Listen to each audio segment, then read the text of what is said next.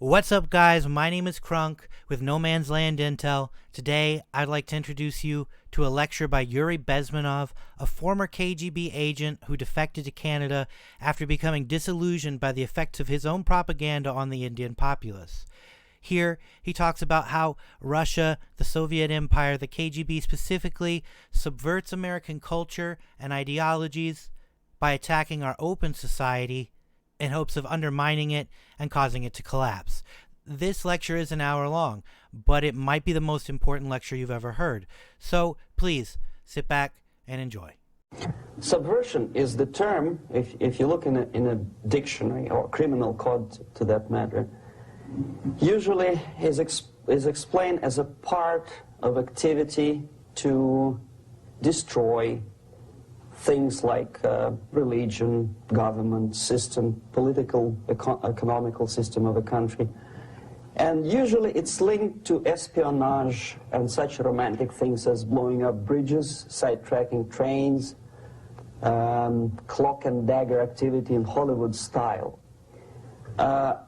What I'm going to talk about now has absolutely nothing to do with the cliché of espionage or KGB activity of collecting information.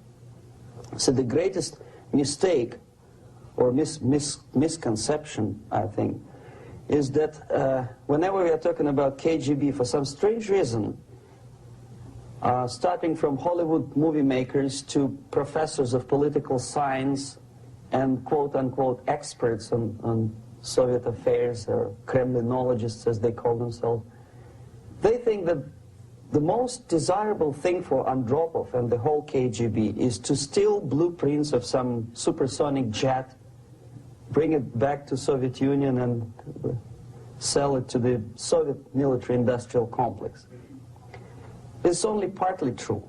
If we take the whole time, money, and manpower that the Soviet Union and KGB in particular spends outside of USSR border, we will discover, of course there are no official statistics unlike with CIA or FBI, that the espionage as such occupies only 10 to 15% of money, time, and manpower. 15% of the activity of KGB. The rest, 85%, is always subversion. And unlike a dictionary of English, Oxford Dictionary, subversion in Soviet terminology means always a destructive, aggressive activity aimed to destroy the country, nation, or geographical area of your enemy. So there's no romantics in there, absolutely. No blowing up bridges, no microfilms in Coca-Cola cans, nothing of that sort. No James Bond nonsense. It's most of this activity is overt, legitimate, and easily observable if you give yourself time and trouble to observe it. But according to the law and law enforcement systems of the Western civilization, it's not a crime. Exactly because of misconception, manipulation of terms. We think that subverter is a person who is going to blow up our beautiful bridges. No. Subverter is a student who comes for exchange, a diplomat, an actor, an artist, a journalist like myself was 10 years ago. Now, subversion is an activity which is a two-way traffic. You cannot subvert an enemy which doesn't want to be subverted. If you know history of Japan, for example, before 20th century, Japan was a closed society. The moment a foreign boat comes to the shores of Japan, the Imperial Japanese Army politely tells them to get lost.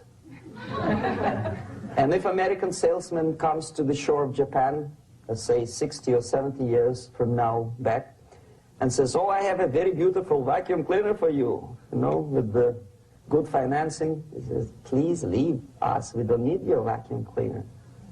If they don't leave, they shoot them. to preserve their culture, ideology, traditions, values intact.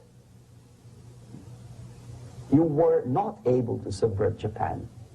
You cannot subvert Soviet Union because the borders are closed. The media is censored by the government. The population is controlled by the KGB and internal police. With all the beautiful glossy pictures of Time magazine and Magazine America, which is published by the American embassy in Moscow, you cannot subvert Soviet citizens because the magazine never reaches Soviet citizens. It's collected from the newsstands and thrown to garbage can. Subversion can be only successful when the initiator, the actor, the agent of subversion has a responsive target. It's a two-way traffic. United States is a receptive target of subversion. There is no response similar to that one from United States to the Soviet Union. It stops halfway somewhere. It never reaches here. The theory of subversion goes all the way back 2,500 years ago. The first human being who formulated the tactics of subversion was a Chinese philosopher by the name of Sun Tzu.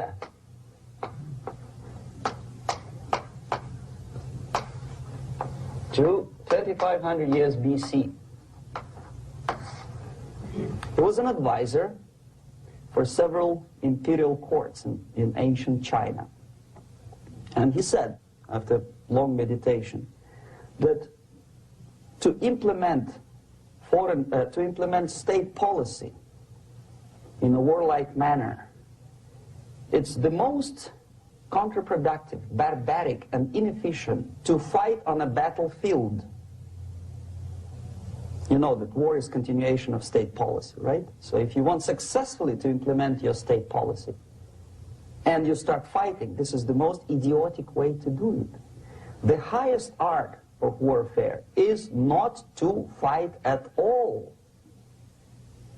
but to subvert anything of value in the country of your enemy, until such time that the perception of reality of your enemy is screwed up to such an extent that he does not perceive you as an enemy, and that your system, your civilization, and your ambitions look to your enemy as an alternative, if not desirable, then at least feasible.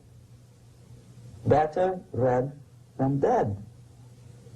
That's the ultimate purpose, the final stage of subversion, after which you can simply take your enemy without a single shot being fired, if the subversion is successful. This is basically what subversion is. As you see, not a single mentioning of blowing up bridges. Of course, Sun Tzu didn't know about blowing up bridges. Maybe there were not that many bridges at that time. But the basics of subversion is being taught to every student of KGB school in USSR and to officers of military academies. I'm not sure if the same author is included in the list of reading for American officers, to say nothing about ordinary students of political science. I had difficulty to find the translation of Sun Tzu in a library of a university in Toronto and later on here in Los Angeles. But it's a book which is not available.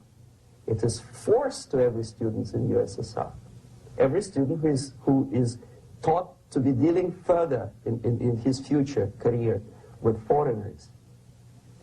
What subversion is? Basically, it consists of 4 periods, time-wise. If we start from here and go this way, time, right? This is the beginning point. The first stage of subversion is the process which is called, basically, demoralization. It says for itself what it is.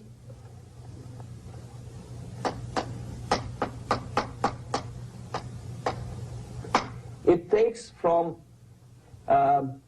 say, 15 to 20 years to demoralize a society. Why 15 or 20 years?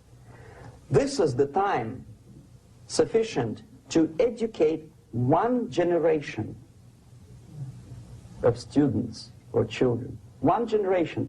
One lifetime span of a person, a human being, which is dedicated to study, to shaping up the outlook, ideology, personality. No more, no less. Usually it takes from 15 to 20 years. What it includes? It includes influencing, or by various methods, infiltration, propaganda methods, direct contacts, doesn't really matter. I will describe them later. Of various areas where public opinion is formulated or shaped. Religion, educational system, social life, administration, law enforcement system, military, of course, and labor and employer relations, economy. Okay? 5 areas. I will not write them down because we will not have enough space. Sometimes when I describe all the methods, students ask me question, are you sure this is the result of the Soviet influence? Not necessarily. You see, the tactic of subversion, about which I'm talking, is similar to the martial art, the Japanese martial art. If some of you are familiar with that tactic, probably you will remember that if an enemy is bigger and heavier than yourself, it would be very painful to resist his direct strike. If a heavier person wants to strike me in the face, it would be very naive and counterproductive to stop his blow. The Chinese and Japanese judo art tells us what to do. First to avoid the strike, then to grab the fist and continue his movement in the direction where it was before, right? Until the enemy crashes in the wall. You see? So, what happens here? The target country obviously does something wrong. If it's a free democratic society, there are many different movements within the society. There are obviously, in every society, there are people who are against this society. They may be simple criminals, ideologically in disagreement with the state policy, conscientious enemies, simply psychotic personalities who are against anything, right? And finally, there are a small group of agents of a foreign nation, bought, subverted, recruited, right? The moment all these movements will be directed in one direction, right? This is the time to catch that movement and to continue it until the movement forces the whole society into collapse, into crisis, right? So that's exactly the martial art tactic. We don't stop an enemy. We let him go. We help him to go in the direction we want them to go. Okay? So, on the stage of demoralization, obviously there are tendencies in each society, in each country, which are going to opposite direction from the basic moral values and principles. To take advantage of these movements, to capitalize on them, is the main purpose of the originator of subversion. So we have religion, we have education, we have social life, we have power structure, we have labor relations, unions, and finally we have law and order. 1, 2, 3, 4, 5, 6. Okay? These are the areas of application of subversion. What it means exactly? In case of religion, destroy it, ridicule it, replace it with various sects, cults, which bring people's attention, faith, whether it is naive, primitive, doesn't really matter. As long as the basically accepted religious dogma is being slowly eroded and taken away from the supreme purpose of religion, to keep people in touch with the supreme being, that serves the purpose. Therefore, replace it, accepted, respected religious organizations with fake organizations.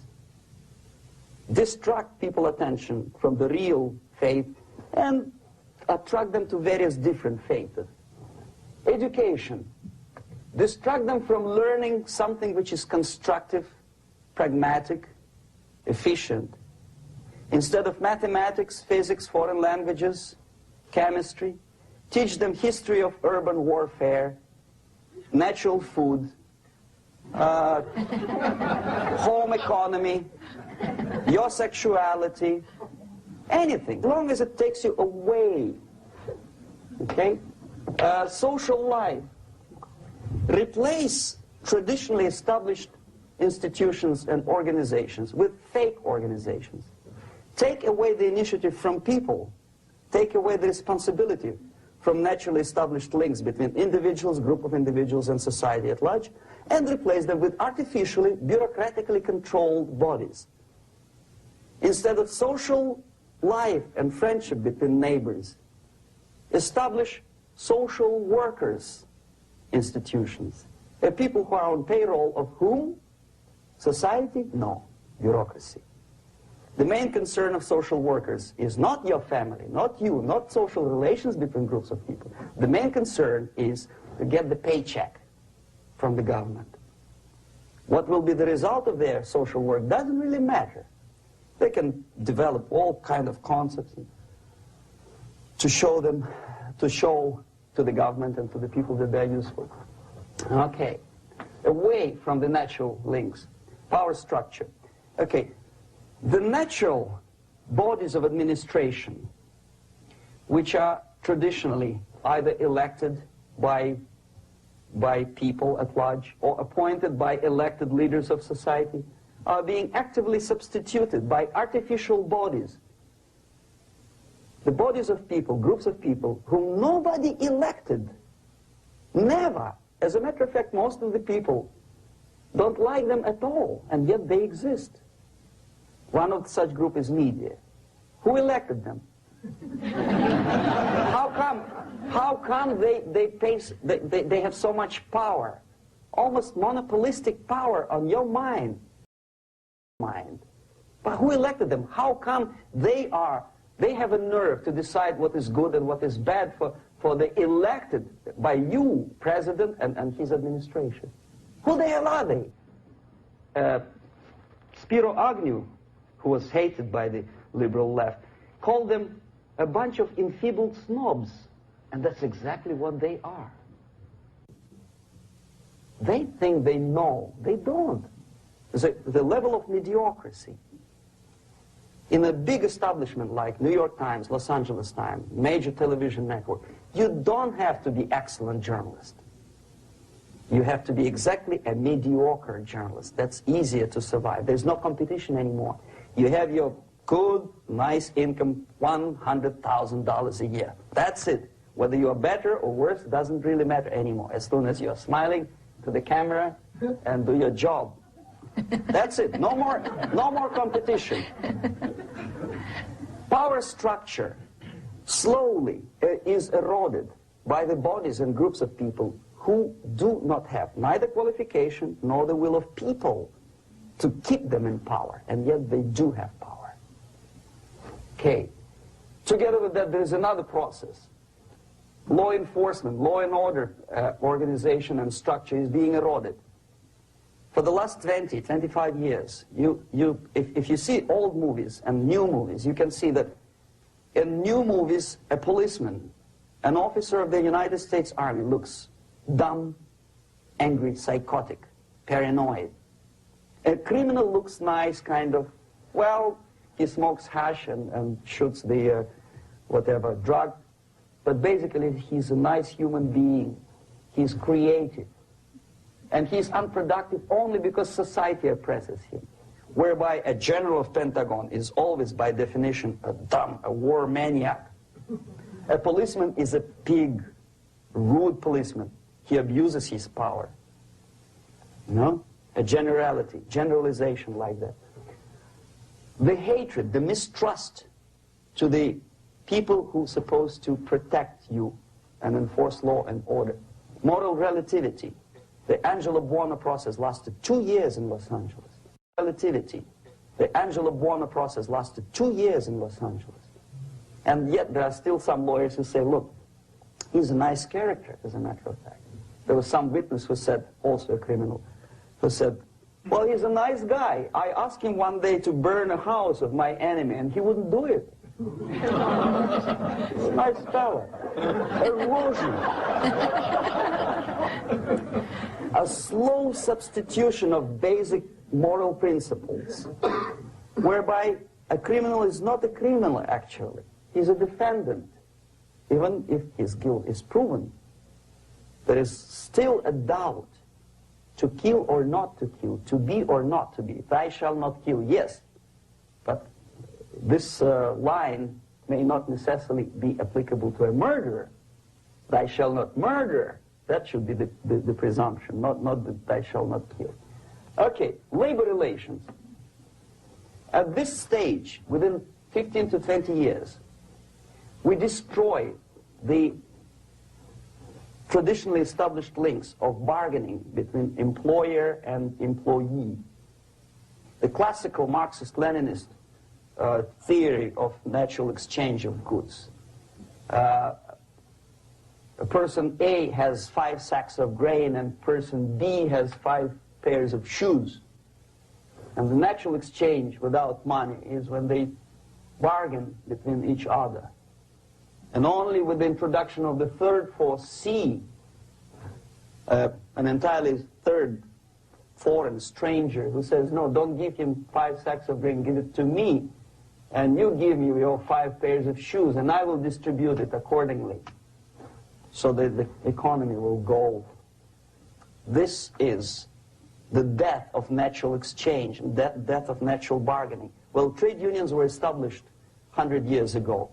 The objective was to improve working conditions and to protect the rights of workers from those employers who were abusing their right because they had more money.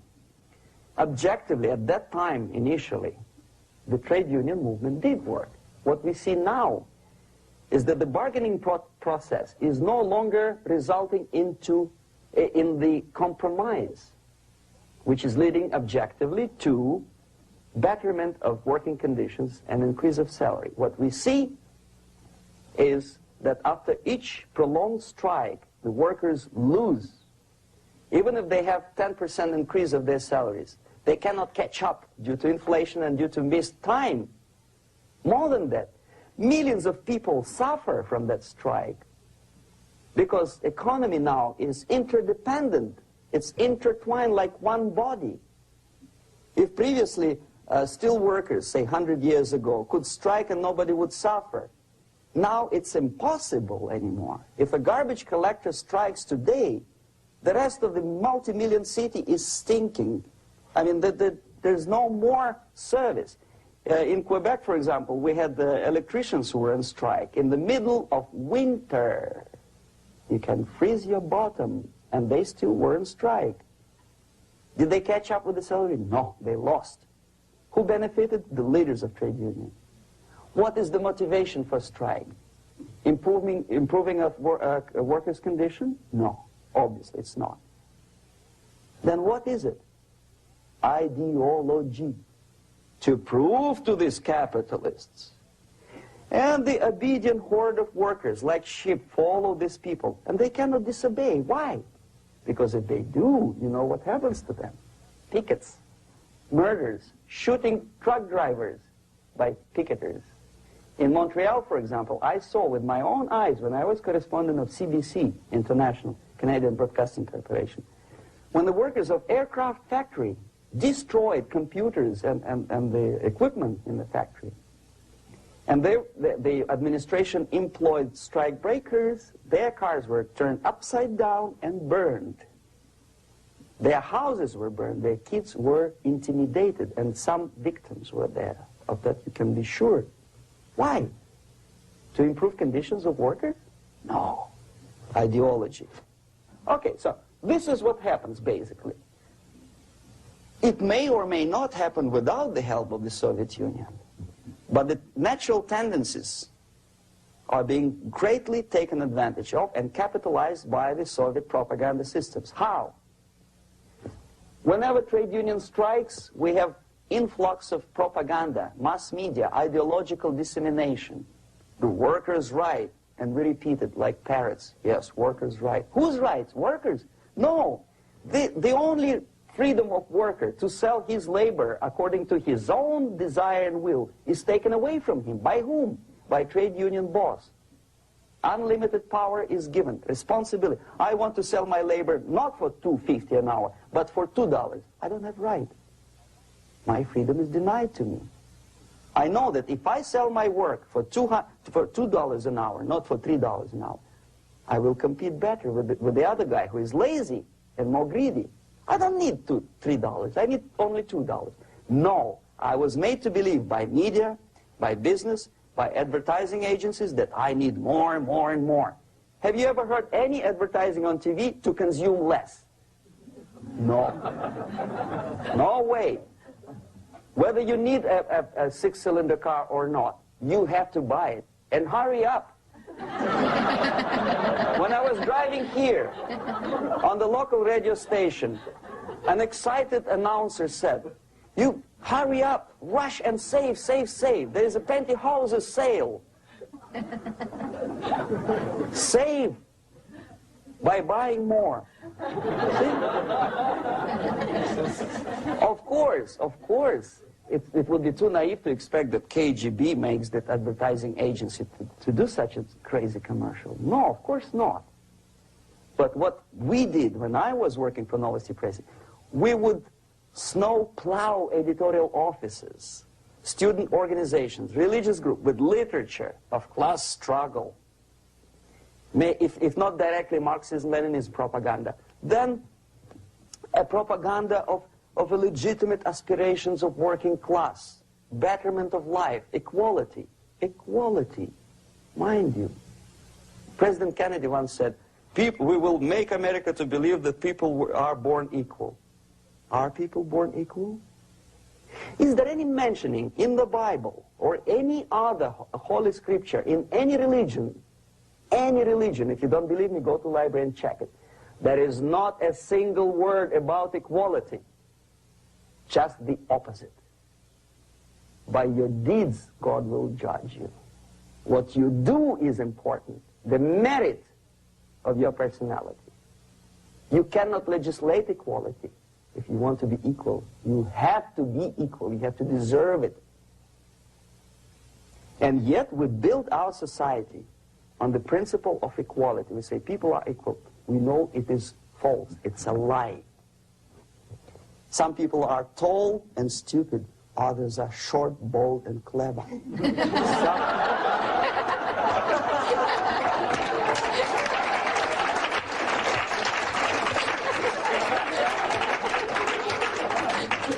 If we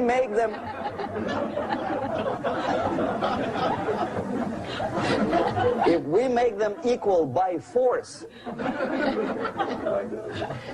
if we put the principle of equality in the basis of our socio-political structure, it's the same thing as building a house on sand. Sooner or later it will collapse, and that's exactly what happens.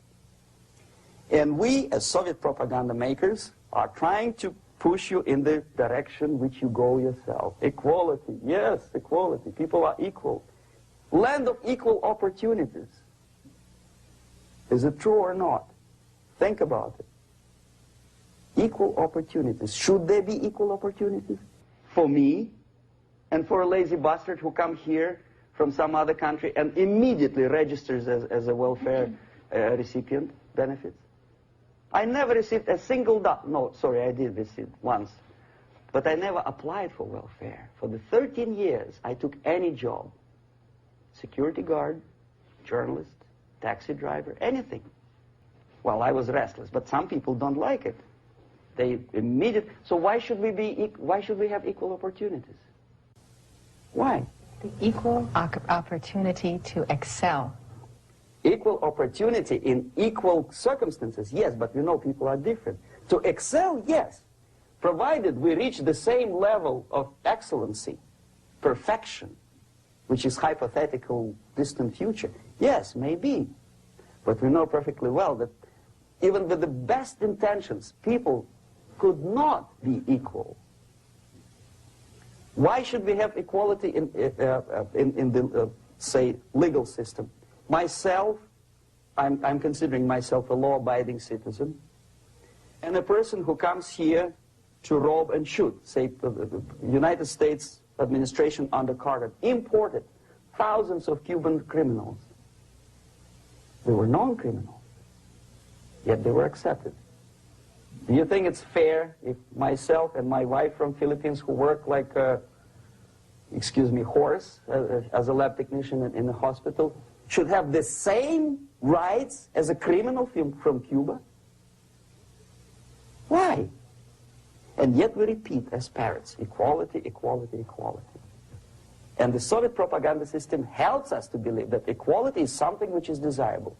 Democracy, as it was established by fathers of this country, of this system in the last century, is not equality. It's the system where different people, unequal people, have a chance to survive and help each other in constant competition, in constant perfection, not in equality, which is superimposed from a godfather or a nice person in Washington, D.C. And the absolute equality exists in Soviet Union, quote-unquote equality. Everybody is equal in dirt, except some people are more equal than the others in Politburo. So, the moment you bring a country to the point of almost total demoralization, when nothing works anymore, when you are not sure whether it is right or wrong, good and bad, but there's no division between evil and good, when even the leaders of church sometimes say, well, violence for the sake of justice, especially social justice, is justified in the countries like Nicaragua, El Salvador, well, maybe Rhodesia, and we listen to them and say, yeah, probably it's true. Is it true? No, it is not true. Violence is not justified, especially for the sake of quote-unquote social justice introduced by Marxist-Leninists. That is my former colleagues from Novosti Press Agency. Okay, so we reached that point. The next step is destabilization.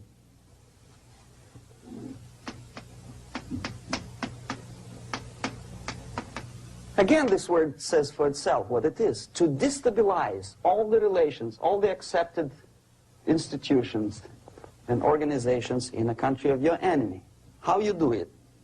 You don't have to send a battalion of KGB agents to blow up bridges. No. You let them do it themselves. The area of application is, again, it's narrower now. Not like the previous case. The overt legitimate actions of the KGB in this case would be hardly noticeable. There is no crime if a professor who recently went to USSR introduces a course of Marxism-Leninism in a Californian college, for example. Nobody is going to come to his doorstep and say, okay, mister, come, you are under arrest. No, it's not a crime. It's not even considered a moral crime against your country. So the area of application here is narrowing down to economy, again, labor relations, right? To law and order, plus military. And economy, law and order. Yes, and again, the media, but wider scope, little bit different. I'll explain it later. Okay, basically 3 areas. Economy. The radicalization of bargaining process. If on that stage we still could achieve, theoretically, some positive compromise between the negotiating sides with say, the arbitrary, introduction of arbitrary judges, third side, objectively judging the demands of both sides. Here it's radicalization.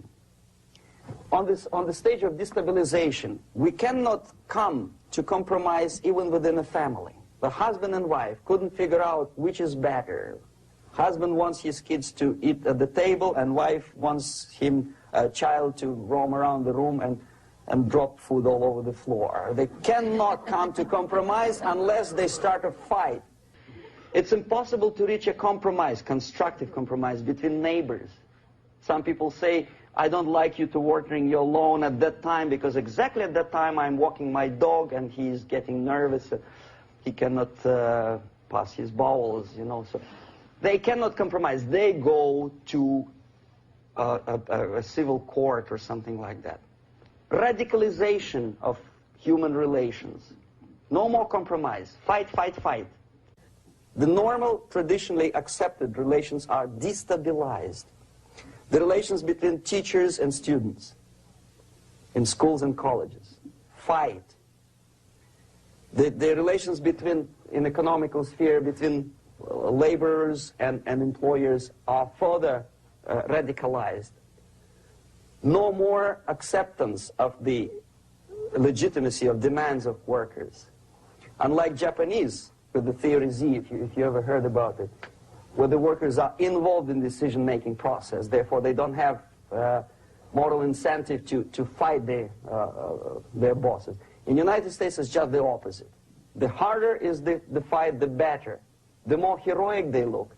When the Greyhound network was on strike recently, the correspondents of local TV networks all over the United States were approaching these strikers, and they say, oh yes, we are doing something nice. They look like heroes, and they were proud. There was some family, the husband was bus driver.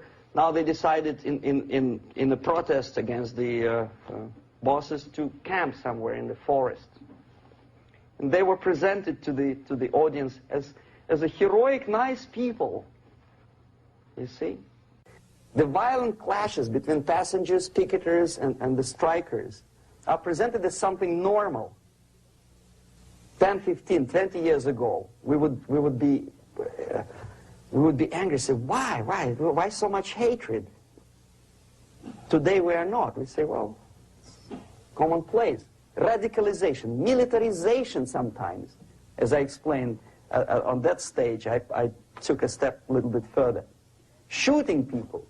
Okay, law and order now also is pushed into the area where previously people settled their differences peacefully and legitimately. Now we are getting, with this court cases, in the smallest irrelevant cases, we cannot solve our problems anymore. The society at large becomes more and more antagonistic between individuals, between groups of individuals, and the society at large. The media puts himself in the opposition to the society in general, at large. Separate, alienated. Okay? On that stage, you remember I was talking a couple of hours ago about the sleepers. That's when the students from, say, United States, if they're trained in Lumumba University, or developing nations, that's the students I was dealing with, are being sent back from the Soviet Union here. Or if they were already in the United States, in the country, which is the object of subversion, they spring to action. The sleepers go up. They slept for 15 to 20 years. Now they become leaders of groups, preachers, I don't know, public figures. Prominently they actively include themselves in a political process. All of a sudden we see a homosexual. 15 years ago he did his, nobody cared. Now he makes it a political issue. He demands recognition, respect, human rights, and he rallies a large group of people. And there are violent clashes between him and police, his group and ordinary people, no matter what. It's black against white, yellows against green, doesn't matter where the division line goes. As long as this group come into antagonistic clash, sometimes militantly, sometimes with firearms, that is destabilization. process. The sleepers, many of whom are simply KGB agents, become leaders of the process of destabilization. Doesn't mean that Comrade Andropov sends Comrade Ivanov to the United States. The person who takes care is already here. He is a respected citizen of the United States. Sometimes he gets money from various foundations for his legitimate struggle for, I don't know, human rights, women's rights, kid lib, prison lib, whatever. There are sympathetic Americans who donate their money to him. This stabilization process usually leads directly to the process of crisis. In case of developing nations, that's the area where I was active.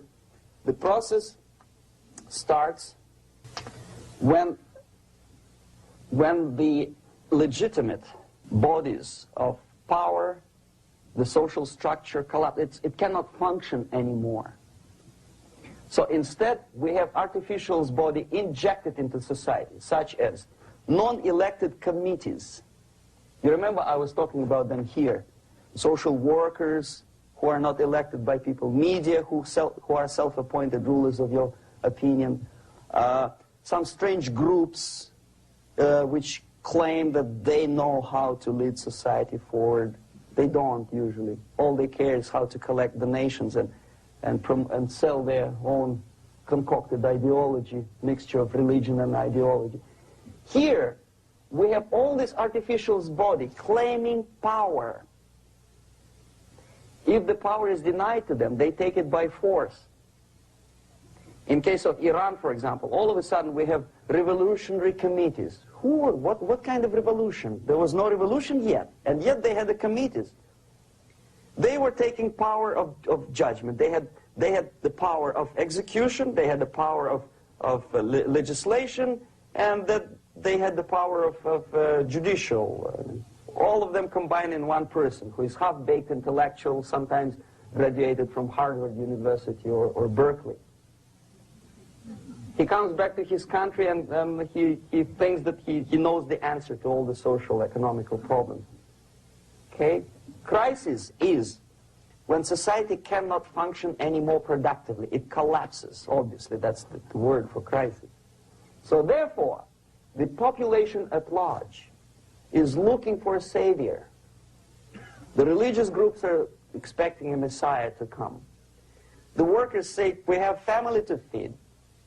Let's have a strong government, maybe socialist government, centralized, when somebody put the employers on their place and let us work. We are sick and tired of going to strike and missing overtime and all that stuff. We need some strong man, strong government, a leader, a savior is needed. Population is sick and tired already. And here we are. We have a savior.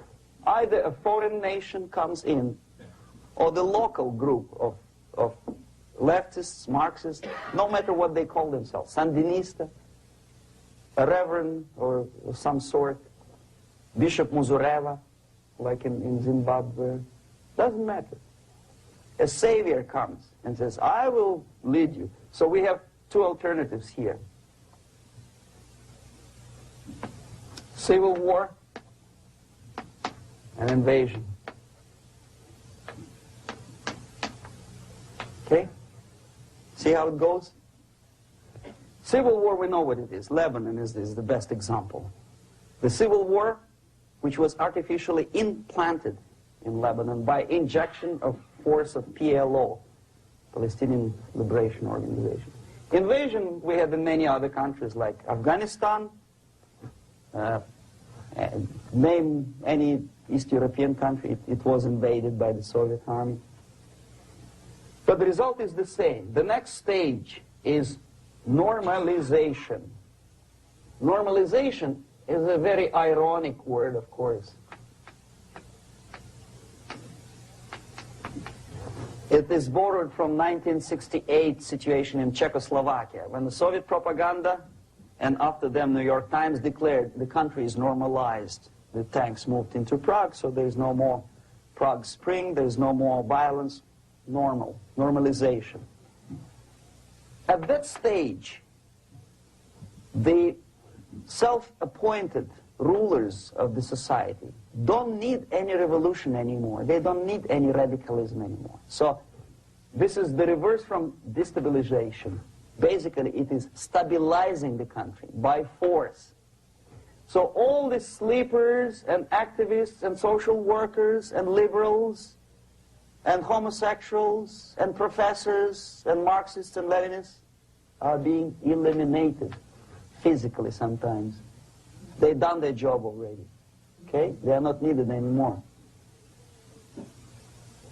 The new rulers need stability to exploit the nation, to exploit the country, to take advantages of the victory. Okay? So no more revolutionaries, please. And that's exactly what happens in a number of countries. You remember Bangladesh? This is the crisis in which I was instrumental. First they had Mujibur Rahman. In 1971, he was the leader of People's Party, Awami League, with mustache like Stalin. He was in Russia many times. In 5 years, he was shot by his former colleagues, Marxists. He fulfilled his function. In Afghanistan, it happened 3 times. First there was Taraki, then there was Amin, now there's Babrak Karmal. They killed each other successively, one after another. The moment he fulfills his duty, the first one demoralized country, the second destabilized, the third one brought it to crisis. Goodbye, comrades. Babrak Karmal comes from Moscow and put into the seat of power. Same thing happened in Grenada recently. Maurice Bishop, Marxist, was killed by Austin, what's his name, General something, who was also a Marxist. Right? So no more revolutions, please. Normalization now. From now on, no more strikes, no more homosexuals, no more women lib, no more kid lib, no more lib, period. Good, solid, democratic, proletarian freedom. That's it. Now, to reverse this process takes enormous effort.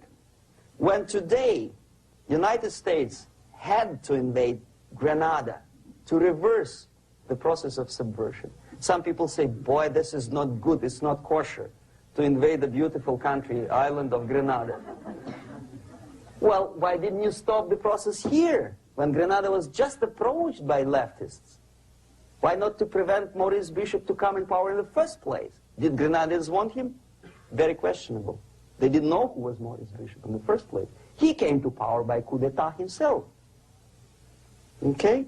No, we let the situation develop further and further and further until the crisis and normalization very soon. And then the United States decided to invade country, discovering that the country was absolutely a military base for the Soviet Union. Of course it's a drastic measure. Of course it's a pity that Marine Corps had to lose, what, 17 lives. Very bad. Why not to stop the process before it comes to crisis? Oh, no, intellectuals will not let you. It's interference into domestic affairs. They're very careful not to let American administration to interfere in domestic affairs of Latin American countries. They don't mind Soviet Union interfere in these affairs. Okay. So to reverse this process, from here, it takes only and always military force. No other force on earth can reverse this process at this point. At this point, it does not take military invasion of the United States Army. It takes strong action, like in Chile. A CIA covert involvement to prevent the savior from outside to come into power and to stabilize country before it erupts into civil war. Stabilize country before it erupts into civil war. Okay? Support the right-wing conservative forces. By money, by crooks or love, doesn't matter. Stabilize the country. Don't let the crisis develop into civil war or invasion. Oh no, your liberals will say it's against the law. The Congress will not appropriate money for covert actions of CIA. Why not? Should we wait till the normalization come and Soviet tanks land in Los Angeles airport? Now, at that point, at the point of destabilization, also the process could be reversed. Again, easily than this. No CIA involvement at this point. You know what it takes here? Restriction of some liberties for small groups which are self-declared enemies of the society. As simple as that. Oh no, the media and liberals will tell you this is against the American Constitution. How can we, by force, deny the civil rights to criminals, for example? It's not good. Okay? So we allow them to. Okay, if you allow the criminals to have civil rights, go on and bring the country to the crisis. This is a bloodless way to do. Curb the rights. I mean, not to put them in prison. No, I'm not talking about putting all the gays from San Francisco in the concentration camp. Do not allow them to take political force. Do not elect them to the seats of power, whether it is municipality level, state level, or federal level. It has to be beaten in the heads of American voters that a person like that in the seats of power is an enemy. Do not be afraid of this word. It is an enemy. If he is not an enemy here, he will be here. Later on, he will be shot, of course. But at this point, he is an enemy. Okay? You are doing great service by denying him a right to capitalize on his own crazy ideas and become a powerful man, a man who uses the seat of power. Restriction of certain freedoms and permissiveness at that point would prevent sliding into crisis and probably will return the process of destabilization. To curb unlimited power, monopolistic power of trade unions, here, at that point, would save economy from collapsing. To introduce a law to stop private companies of public opinion's mind in the direction of consumerism. No company must have a right to force you into buying more unless you want it. There must be a law. You want to advertise your car? Okay. But not a single mentioning of buying it now and saving money. It must be against the law to force people to consume more. Self-restraint. Previously, before this process started, the self-restraint was a business of church, religion. Because our preachers, the fathers of church, would tell us, material values are good, but it's not the prime function of human being. Because you have to live with something. Obviously, the design for our life is not to consume more deodorants. There must be something greater.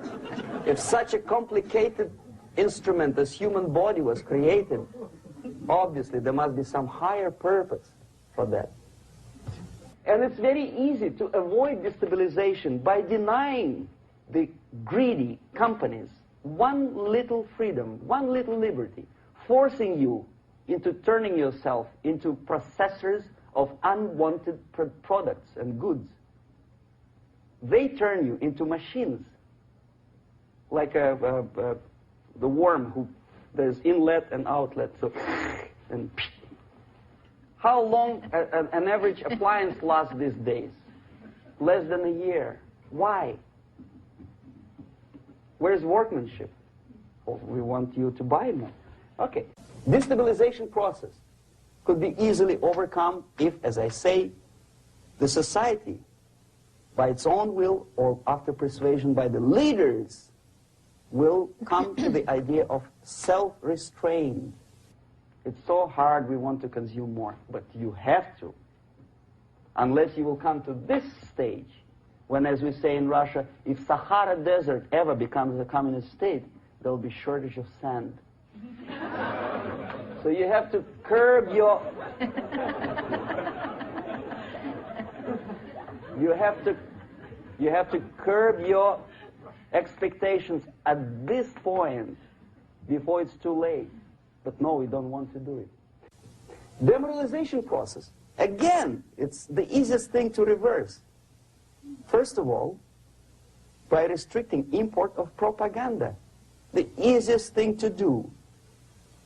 Unlimited, unrestrained import of Soviet literature, Soviet journalists, giving Soviet propaganda and ideological agitators equal time on American TV network. It has to be stopped. And it's easy. They won't be offended, mind you. As a matter of fact, they will respect America more. But when my former colleague Vladimir Posner appears on Nightline and Ted Koppel asking, well, Vladimir, what do you think about this? And that? What can he think? He's an instrument of propaganda. He thinks what Comrade Andropov tells him to think.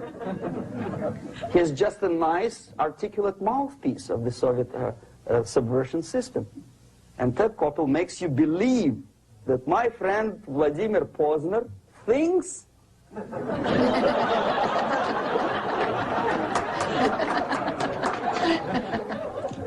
the process of demoralization may not have started at all if at that point the country, which is a recipient of subversion, actively, not violently, but actively, prevents importation of foreign ideology. I don't want America to follow the pattern of ancient Japan. You don't have to shoot every foreigner when it approaches the sacred borders of the United States. But when he offers you a junk in the disguise of very shiny something, you have to tell him, no, we have our own junk.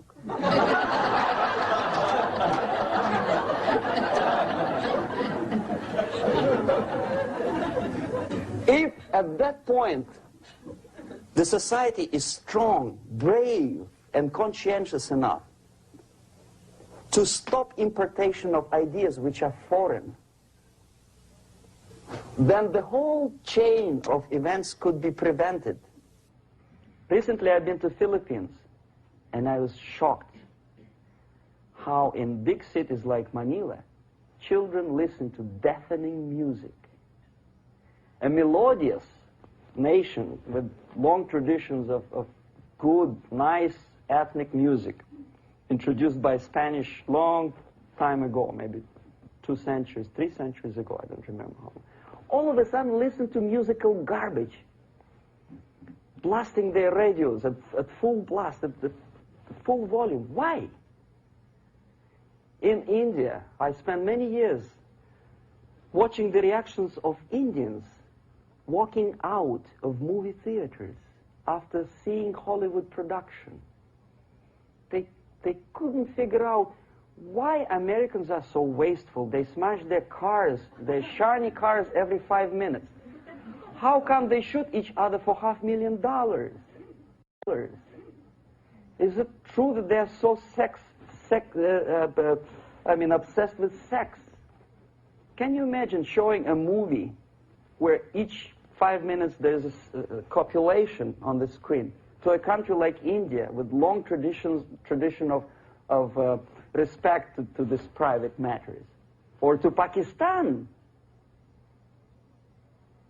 And United States expect these people to respect you? No way. Oh yes, they will see the movie, they'll pay 5 rupees to see that garbage, but they walk out and will tell their kids, don't respect Americans, don't be like Americans. See? So, the process of demoralization could be stopped right here, both as an expert and as an import. And that takes one step, one very important thing to do. You don't have to expel all the KGB agents from Washington, D.C. The most difficult and at the same time the simplest answer to the subversion is to start it here and even before, by bringing back the society to religion, something that you cannot touch and eat and put on yourself, but something that rules society and makes it move and preserve it. A Soviet scientist, Shafarevich, who has nothing to do with religion, he is a computer scientist, did a very intensive research on the history of socialist countries. He calls socialist or communist any country with a centralized economy and a pyramidal style of power structure.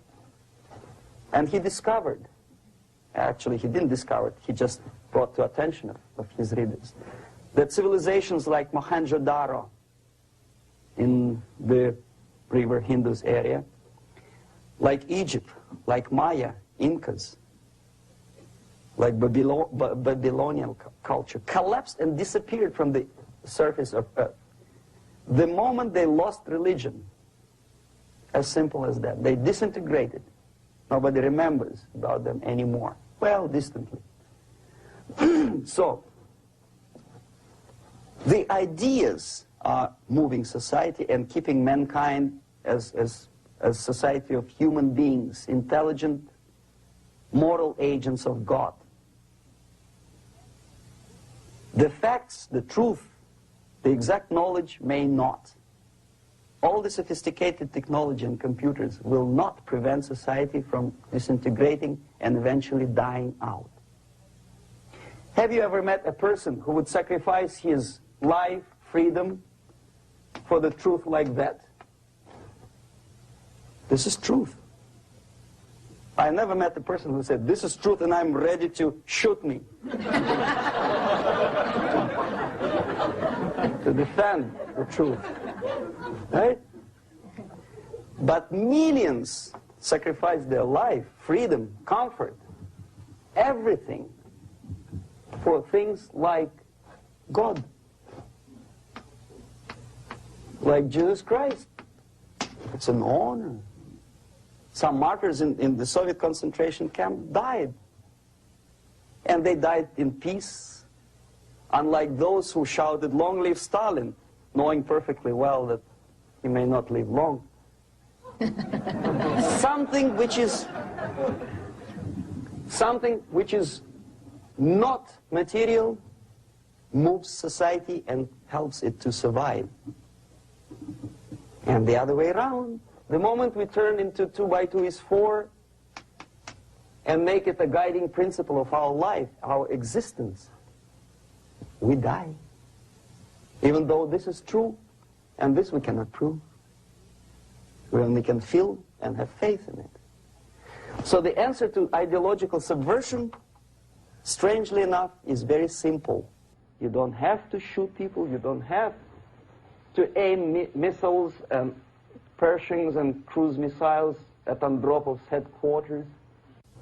You simply have to have faith and prevent subversion. In other words, not to be a victim of subversion. Don't try to be a person who in judo is trying to smash your enemy and being caught by your hand. Don't strike like that. Strike with the power of spirit and moral superiority. If you don't have that power, it's high time to develop it. And that's the only answer. That's it. Thank you.